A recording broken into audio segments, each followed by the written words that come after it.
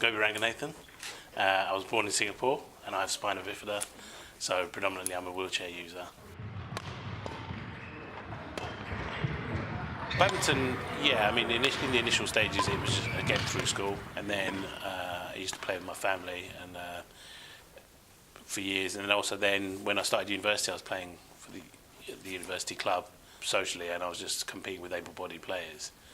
And then it wasn't until in 2007, or actually 2006, I got spotted by a badminton coach, Philip Gray, who used to run a club called Nebworth Badminton Club. And then before I know it, about 3 months later, I was getting entered into the Four Nations.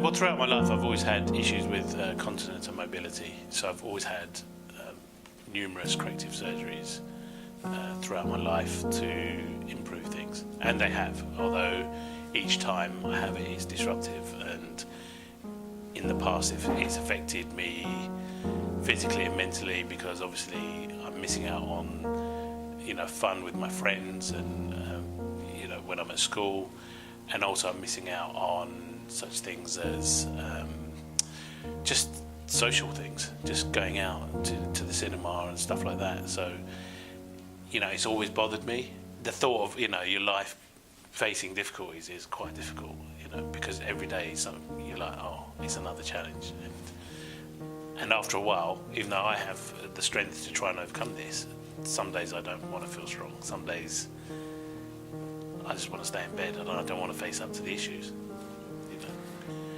At the moment, on top of my disability issues, I'm actually awaiting open heart surgery. It's been diagnosed for me to have a leaky heart valve. Yeah, they're going to go in and replace the valve. So it's going to be a fairly big operation for me. I think fairly routine in some respects involving their side. Nonetheless daunting for me, and yeah, I need to have it done. I mean, simply to remember that disability is an inability, just to concentrate on the positives and look at all the things that can be achieved.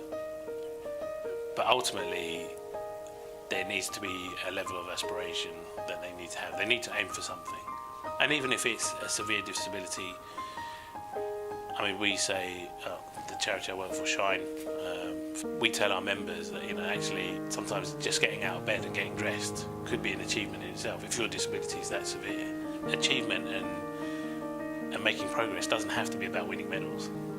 I'm fortunate that I'm in a position that I'm competing for medals at in tournaments, but it doesn't have to be. Sometimes success can just be about getting yourself out of bed in the morning, getting dressed, being independent, and actually just overcoming the issues that you have.